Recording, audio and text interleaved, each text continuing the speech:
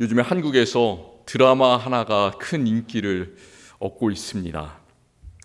제가 드라마 제목을 말씀드리면 드라마 선전하는 것 같아서 그렇게는 하지 않고, 내용이 어떤 것이냐면 자폐 스펙트럼 장애를 가진 한 변호사가 있습니다. 그 사람은 특이한 그런 능력이 있어요. 특이하게 엄청난 기억력을 가지고 있습니다. 그래서 어떤 사건을 자기가 맡으면 그 사건에 관련된 모든 관련 법규들을 다 기억을 하고 바로 외워서 적용을 시킵니다. 그 사람이 자기가 가진 장애 때문에 말은 상당히 어눌하고 모든 일에 좌충우돌하고 그렇지만 자기의 일과 사랑을 찾아간다. 그게 바로 이 드라마가 가진 내용입니다. 변호사가 주인공인 드라마잖아요. 그래서 변호사 판사들이 참 많이 나오는데, 변호사 판사들이 가장 많이 하는 말이 뭘까요? 어떤 일을 할 때, 자기가 사건을 이렇게 맡아서 처리를 할 때 항상 찾는 것이 있어요. 그게 뭐냐면 오늘 말씀의 제목, 무슨 증거가 있습니까? 라는 얘기를 합니다. 항상 한 사람이 다른 사람을 의심할 때도 이렇게 얘기를 해요. 의심받는 사람이 있다면 그 사람은 행동을 이렇게 합니다. 드라마에서 아마 많이 보셨을 거예요. 의심받는 사람, 배를 불쑥 이렇게 내밀면서, 때때로 멱살을 주면서 배를 함께 몸과 함께 들이밀면서 그 의심하는 사람한테 이렇게 소리를 칩니다. 뭐라고 칩니까? 무슨 증거 있어? 증거 있어? 이러면서 소리를 치지 않습니까? 그 증거가 이렇게 중요한 겁니다. 형사들이 이런 말을 하죠. 심증은 가는데 물증은 없다. 그러니까 아무리 의심이 되고 심증이 가도 물증이 없으면 그 사람을 잡아서 가둘 수가 없는 겁니다. 이렇게 우리는 증거가 있어야 모든 일에 법적으로 효력을 가질 수가 있게 됩니다. 이 원리를 조금 어려운 그런 법적인 용어로는 뭐라고 하냐면 법정 증거주의, 이렇게 말을 합니다. 법정 증거주의. 법에서는 증거가 있어야 된다, 그런 말입니다. 저는 그 말을 우리의 믿음의 삶에 한번 적용을 시켜보고 싶습니다. 어떻게 적용을 시키냐면, 우리의 믿음의 삶도 믿음 증거주의로 살아야 한다, 이렇게 말씀드리고 싶습니다. 법정 증거주의인 것처럼 믿음 증거주의, 바로 그것이 오늘 히브리서 11장에서 말씀하고 있는 믿음의 원리입니다. 이 말은 예수님께서 하신 말씀과도 같습니다. 예수님께서 뭐라고 말씀하시냐면 마태복음 7장에서 나더러 주여 주여 하는 자마다 다 천국에 들어갈 것이 아니라 다만 하늘에 계신 내 아버지의 뜻대로 행하는 자라야 들어가리라. 그렇게 말씀하시고 나서 나의 이 말을 듣고 행하는 자들은 그 집을 모래 위가 아니라 반석 위에 지은 사람 같으리라. 지혜로운 사람 같으리라. 그렇게 말씀하셨습니다. 주님을 믿는다고 말만 하는 사람, 그런 것이 아니라 실제로 열매와 실제 행동의 증거를 예수님께서는 이 말씀에서 우리에게 요구하고 계십니다. 주님의 형제 야고보도 마찬가지로 야고보서에서 영혼 없는 몸이 죽은 것 같이 행함 없는 믿음은 죽은 것이니라, 이렇게 말씀하시면서 또 우리의 믿음의 증거를 보일 것을 우리에게 요구를 하고 있습니다. 왜 우리의 믿음이 이렇게 증거를 나타내는 것이 중요할까 생각해 보시기를 바랍니다. 히브리서 11장 1절, 오늘 우리가 읽은 말씀을 생각하면 왜 그런지를 우리가 알 수 있습니다. 이 구절이 참 멋져요. 그 단어 자체가, 쓰고 있는 단어 자체들이 정말로 멋있습니다. 믿음은 바라는 것들의 실상이요 보지 못하는 것들의 증거니. 시를 한번 써보셨습니까? 시를 읽어보셨나요? 아주 유명한 시인이 어떻게 이런 시구를 쓸까, 그렇게 생각하면서 참 대단하다 이렇게 생각할 때가 있는데, 어떤 대단한 시인이 쓴 시보다 훨씬 더 멋진 그런 내용들을 쓰고 있습니다. 저는 복음성가를 부를 때 복음성가를 쓴 그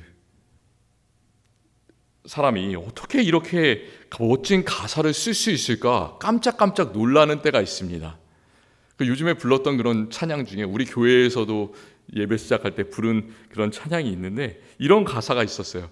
주의 손에 나의 손을 포개고 주의 발에 나의 발을 포개요. 야, 어떻게 사람이 이런 생각을 할 수 있을까?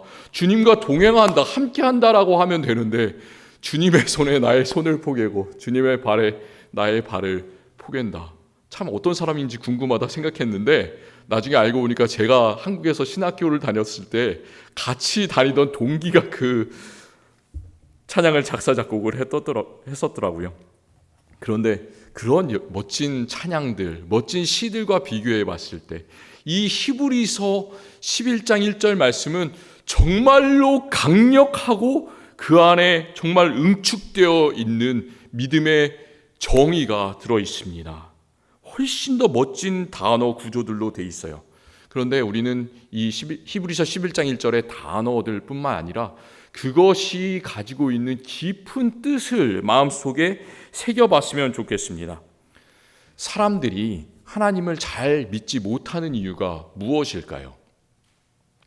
많은 사람들이 사람 탓을 합니다. 뭐라고 얘기를 하냐면 교회 다니는 사람들이 별로 믿음직하지 못해서, 별로 탐탁치 않아서 하나님을 잘 믿지 못하겠다, 이렇게 말하시는 분들이 계십니다.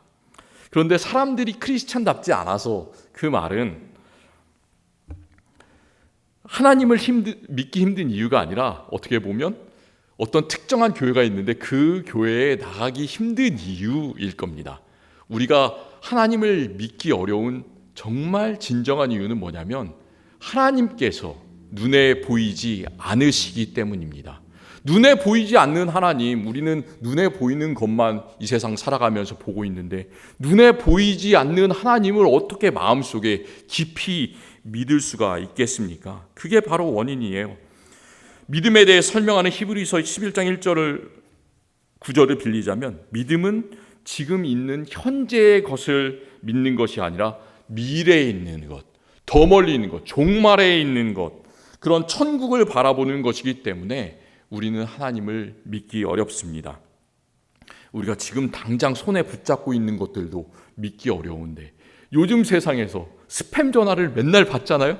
그런 것도 옆에 있는 사람의 목소리도 듣고 믿기가 어려운데 멀리 있는 보이지 않는 것, 멀리 있는 천국, 멀리 있는 하나님, 당연히 우리는 믿기가 어렵습니다. 그런데 그런 멀리 있는 것들을 우리는 희미하다고 포기해버리는 것이 아니라 아무리 희미할지라도 정말로 나는 하나님께서 계신 것을 믿는다, 확실한 것으로 그것을 붙잡고 바라보는 것, 그것이 믿음이라고 말씀하고 있습니다. 여기서 우리가 믿음을 정의하는 그 두 단어를 꼭 기억했으면 좋겠습니다. 믿음은 실상이다. 또 하나는 믿음은 증거다. 이 두 단어를 꼭 기억하세요. 믿음은 바라는 것들의 실상이라고 그랬는데 실상이라는 말이 무엇일까? 실상이라는 말은 실제, 확신, 본체 이런 것과 똑같은 그런 뜻을 가지고 있습니다. 존재하는 것이 있는데 존재하는 것의 실제 모습이 실상이에요. 우리가 어떤 사람을 처음 보지 않습니까? 그런데 어떤 사람은 잘생기고 어떤 사람은 못생기고 어떤 사람은 주름이 많고 어떤 사람은 아기처럼 얼굴이 뽀얗고 막 다 틀립니다. 그런데 그 사람의 얼굴을 보면 그게 바로 실상일까요? 그렇지 않죠. 얼굴은 빤지르르하게 정말로 보기가 좋은데 그게 아니라 속은 시커먼 사람, 그 사람은 실상이 아름다운 사람이 아니라 사실은 실상이 검은 사람이겠죠. 잘 생각하시기를 바랍니다. 존재하는 것의 실제 모습, 그게 실상입니다.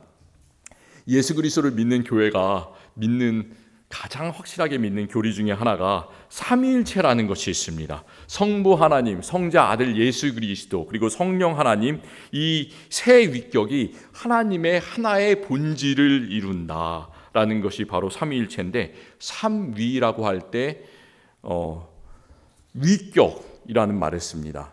그게 위격이라는 말이 히브리서 11장 1절에 있는 실상과 똑같은 헬라어 단어로 되어 있습니다. 그러니까 하나님의 세 위격, 성부, 성자, 성령은 희미한 것이 아니라 실제로 존재하고 이 성부, 성자, 성령께서 세상에 역사하시는 그 확실한 모습을 나타내는 그 분이 성부, 성자, 성령이다, 이 말입니다.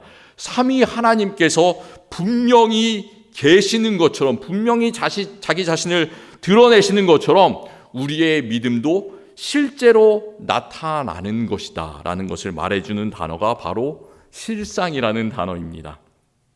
그렇다면 1절 뒷부분에 있는 증거라는 것은 무슨 뜻일까? 증거는 판사, 변호사 얘기를 제가 잠깐 했는데, 판사, 변호사들이 법을 적용할 때 꼭 증거가 있어야 되는 것처럼 사실을 뒷받침할 수 있는 실제 근거가 바로 증거입니다. 증거라는 그 단어가 헬라어 성경에는 딱 2번밖에 나오지 않습니다. 여기 히브리서 11장 1절을 말씀하고 믿음은 보이지 않는 것들의 증거다 할 때 그 증거, 그리고 또 다른 한 번은 디모데후서 3장 16절에 나옵니다. 우리가 성경에 아주 유명한 3장 16절들이 있습니다. 요한복음 3장 16절, 하나님께서 세상을 이처럼 사랑하사 독생자를 주셨으니 이는 그를 믿는 자마다 멸망치 않고 영생을 얻게 하려 하심이니라. 우리가 그 구절은 너무나 잘 외우는데 디모데후서 3장 16절 말씀도 꼭 기억하셨으면 좋겠습니다. 모든 성경은 하나님의 감동으로 된 것으로 교훈과 책망과 바르게 함과 의로 교육하기에 유익하니, 성경이 어떤 책인지를 말하는 디모데후서 3장 16절, 이 구절에서는 증거라는 단어가 한국어 성경에는 나오지를 않습니다. 그런데 원문 성경에는 모든 성경은 하나님의 감동으로 된 것으로 교훈과 책망이라는 단어가 바로 이 증거라는 단어와 같은 단어로 되어 있습니다.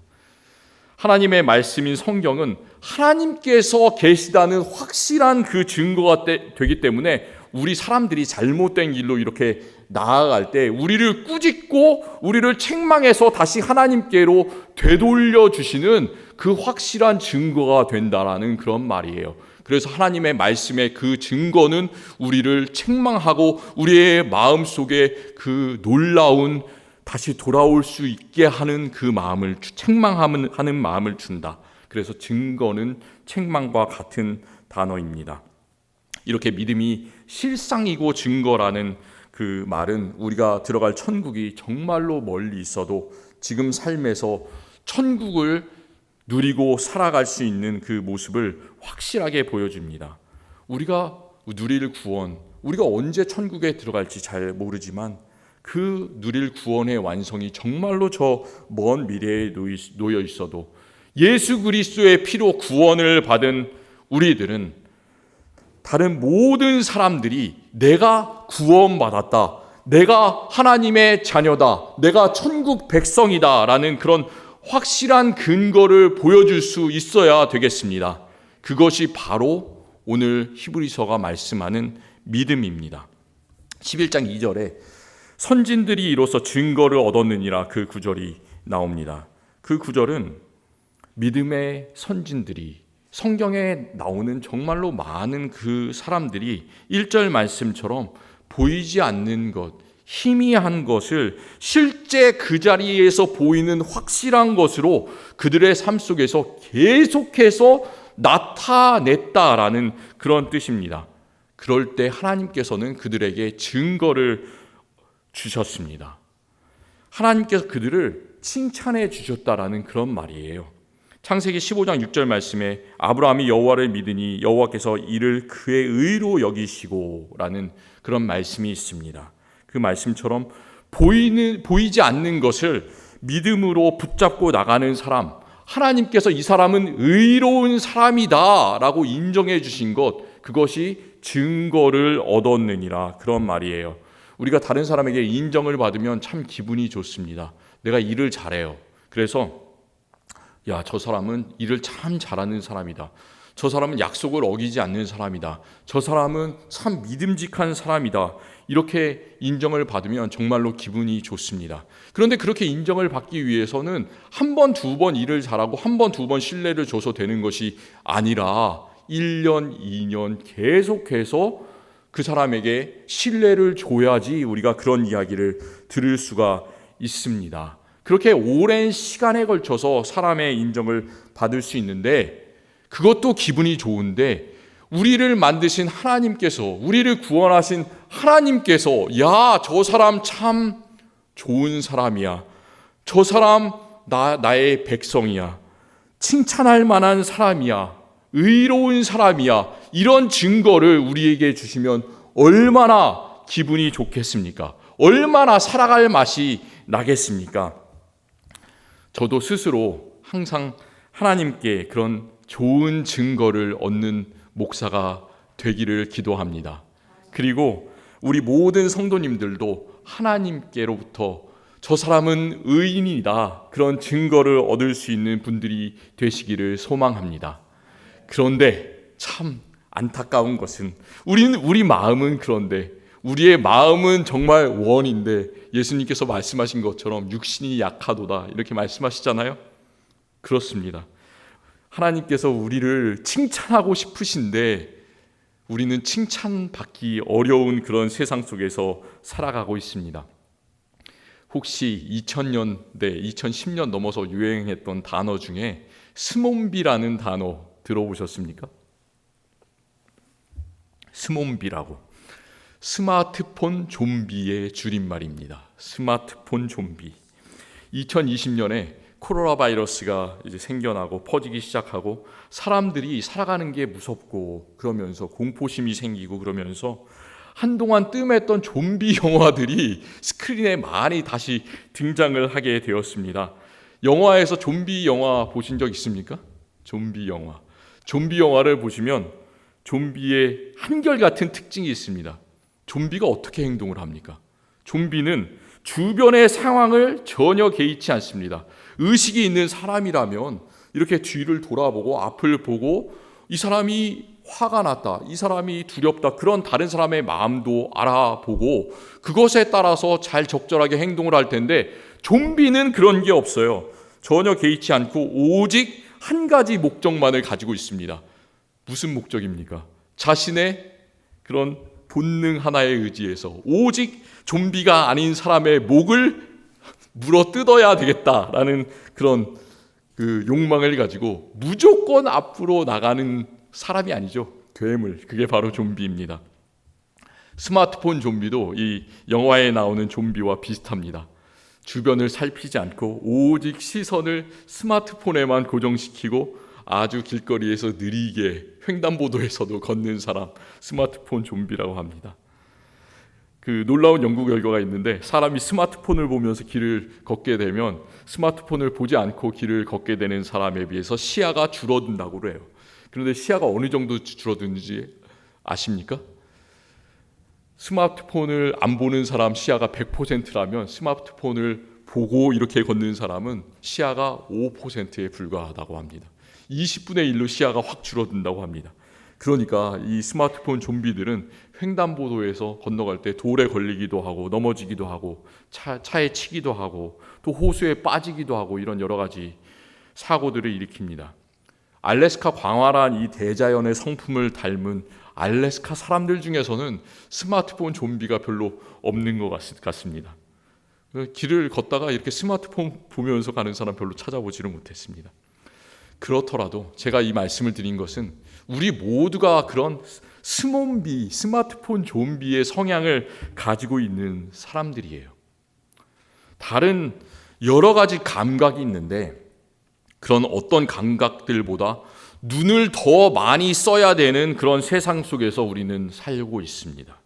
눈에 보이는 것만 확실한 근거가 되고 눈이 볼 수 있는 자극적인 것들이 점점점 많아지는 그런 세상에서 우리는 눈으로 보이는 그런 시각적인 자극에만 정말로 민감하게 반응하는 그런 사람들로 점점 바뀌어지고 있습니다.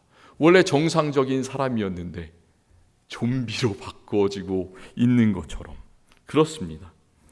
하지만 우리가 기억해야 되는 한 가지 사실이 있습니다. 하나님께서 우리에게 찾으시는 믿음의 증거는 그렇게 눈으로 보아서 믿을 수 있는 증거가 아니라는 사실이에요.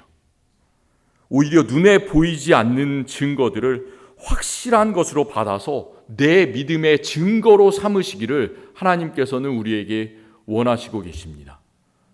우리가 눈이 안 보인다고, 침침하다고 참 한탄할 때가 많아요. 그런데 사실은 그럴 필요가 없습니다. 그럴수록 우리는 눈에 보이지 않는 증거들을 찾을 수 있는 그런 조건으로 점점점 나아가게 되는 사람이 되는 겁니다. 눈에 보이지 않는 증거들을 확실한 것으로 받아 누리셨으면 좋겠습니다. 그것을 히브리서 11장 3절은 말씀해 주고 있습니다. 믿음으로 모든 세계가 하나님의 말씀으로 지어진 줄을 우리가 아나니 보이는 것은 나타난 것으로 말미암아 된 것이 아니니라. 성경의 맨 처음에 있는 구절이 무엇입니까? 창세기 1장 1절 말씀. 태초에 하나님이 천지를 창조하시니라. 그 말씀을 우리가 어떻게 알 수 있습니까? 눈으로 보는 것만 확실하다고 생각하는 세상, 눈으로 보는 것만 믿는 사람들은, 그런 사람들만 있다면 그 창세기 1장 1절 말씀을 믿기 위해서는 어떤 한 사람이 거기에 가 있어서 하나님께서 창조를 하실 때 하나님께서 창조하신 것을 정말 눈으로 볼 수 있어야 믿을 수가 있습니다. 그런데 그런 사람이 있습니까? 하나님께서 창조하신 것을 눈으로 본 사람이 있습니까? 아무도 없잖아요. 그런데 우리가 믿는 이유는, 우리가 하나님께서 태초에 천지를 창조하신 것을 믿는 이유는, 하나님께서 빛이 있으라 하시니 빛이 있었다. 하나님의 그 놀라운 능력의 말씀의 증거를 우리가 눈으로 보지는 않았더라도 믿기 때문입니다. 우리가 믿는 이유는 우리가 예수 그리스도께서 3일 만에 살아나셨던 것을 눈으로는 직접 보지 못했지만 그분을 살게 해주신 분이 바로 하나님 아버지다. 그분이 태초에 세상을 만드신 하나님이라는 것을 우리가 마음으로, 눈에 보이지 않는 것을 믿기 때문입니다. 눈에 보이지 않지만 그것을 더욱더 확실한 것으로 믿는 사람들, 그 사람들이 바로 우리들, 진정한 그리스도인들인 줄을 믿습니다. 그것이 바로 11장 3절 뒷부분에서 말씀하는 보이는 것은 나타난 것으로 말미암아 된 것이 아니니라, 그 말씀의 뜻이에요. 많은 사람은 보이는 것이 어떻게 나타났냐면, 보이는 것은 그 전에 보이는 것 때문에 되었다, 또 그것은 그 전에 보이는 것 때문에 되었다, 이렇게 보이는 것으로 원인과 결과, 인과관계를 따집니다. 그런데 우리 믿는 사람들은 3절 말씀처럼 보이는 것은 나타난 것으로 말미암아 된 것이 아니니라. 다시 말하면 보이는 것은 보이는 것이 아니라 보이지 않는 것으로부터 나왔다라고 확실히 믿는 사람들입니다. 성경에 나오는 많은 믿음의 그 조상들, 보이지 않는 것을 믿는 그런 사람들이었습니다. 하나님께 믿음의 예물을 드린 사람 아벨, 365년 동안 하나님과 동행하다가 하나님께서 데리고 가심으로 땅에서 보이지 않게 된 에녹, 100년 동안이나 그 긴 시간 동안 방주를 지었던 노아, 100세가 되어서 90세가 되어서 이제 더 이상 아이를 낳을 수 없는 그런 상황이 됐는데도 하나님께서 허락하심으로 아들을 낳은 아브라함과 그 아내 사라에 대해서 이 히브리서 기자는 이 사람들이 하나님의 증거를 받은 사람들이 되었다, 이렇게 말씀하고 있습니다. 이 믿음의 사람들이 세상을 즐겁게 살아갔을까요?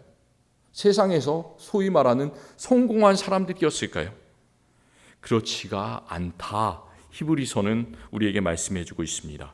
그 뒤에 보면 히브리서 11장 13절에 이런 말씀이 있습니다. 이 사람들, 믿음의 조상이라고 하는 이 사람들은 다 믿음을 따라 죽었으며 약속을 받지 못하였으되 그것들을 멀리서 보고 환영하며 또 땅에서는 외국인과 나그네임을 증언하였으니, 이렇게 말하고 있습니다. 하나님께 의인이라고 인정을 받은 사람이다, 하나님께서 칭찬하는 사람이다, 그런 사람이라면 이 사람들은 성공하고 이 사람들은 부자가 되고 높은 지위에 올라가야 될 것 같아요. 그런데 이들은 이 히브리서 11장 13절 말씀에 따르면 약속을 받지 못했다라고 쓰고 있어요. 증거를 얻었는데 약속을 받지 못했다. 이게 무슨 말입니까? 이 말씀은 하나님께서 이들에게 하신 그 약속은 말씀하셨는데 당대에 이루어지지 않았다라는 그런 말이에요. 어떻게 당대에 이루어지지 않았느냐? 아벨은 하나님께 진정한 예물을 자신과 함께 산제사로 올려드렸지 않습니까? 그런데 가인의 손에 바로 죽임을 당했습니다. 다른 사람들은 그 당시에 900살을 살았어요. 그런데 에녹 어떻습니까? 365년밖에 살지 못했습니다. 3분의 1밖에 못 산 거예요. 단명한 거죠. 아브라함과 사라, 고향 친척 아비 집을 떠나서 평생을 나그네와 외국인으로 살았습니다. 객관적으로 볼 때 이 믿음의 선진들은 성공한 사람들이 전혀 아니에요.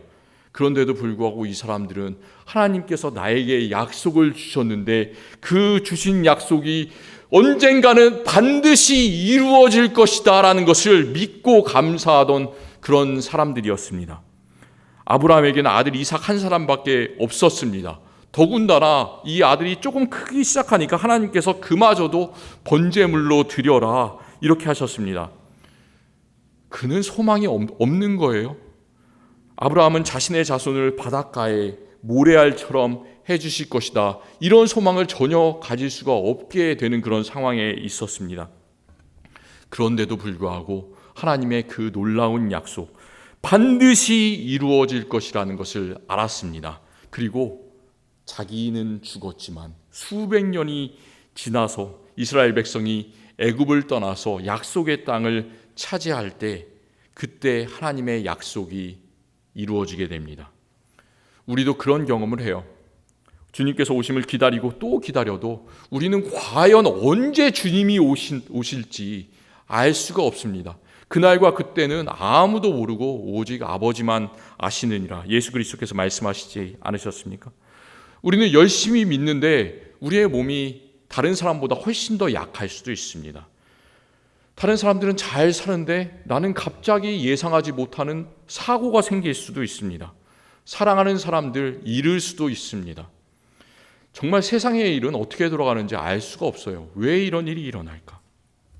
하지만 세상의 그 복잡한 일들 속에서도 우리는 우리가 믿는 예수 그리스도, 그분은 나의 진정한 구주시다라는 그 사실을 확실한 증거로 나타낼 수 있기를 원합니다.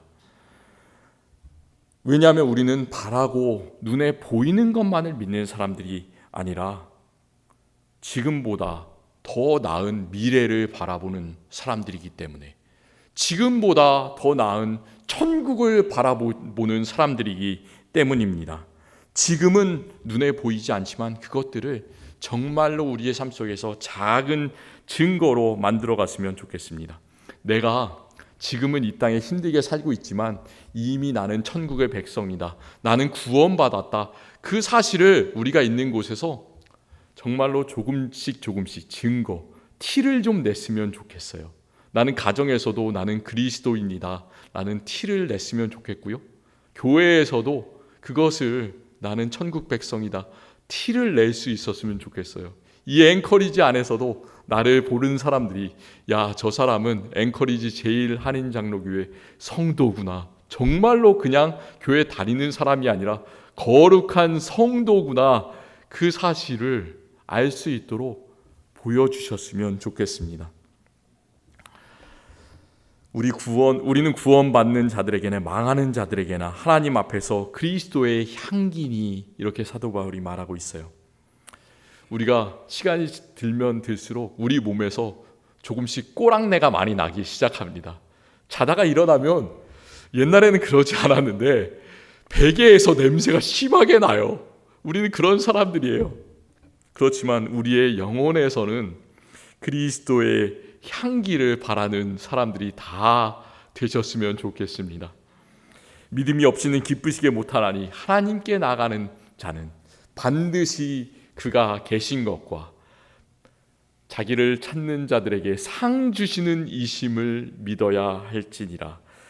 이 두 가지를 꼭 믿으셨으면 좋겠어요. 어떤 일이 있든지 하나님께서 살아 계신다라는 그 사실, 그리고 하나님께서는 나에게 상을 주신다. 상을 미리 준비하고 계신다. 그 두 가지 사실 항상 믿으시기를 바랍니다.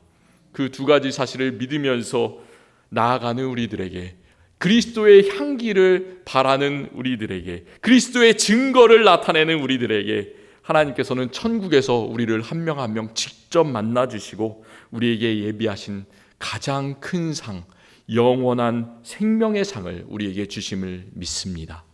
기도하겠습니다.